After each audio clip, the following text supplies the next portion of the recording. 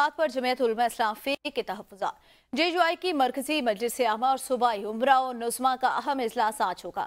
इजलास में कौमी इंतख़ाबात का तफसीली जायज़ा लिया जाएगा। असम्बलियों में बैठने या ना बैठने से मुतालिक फैसला भी एजेंडे में शामिल।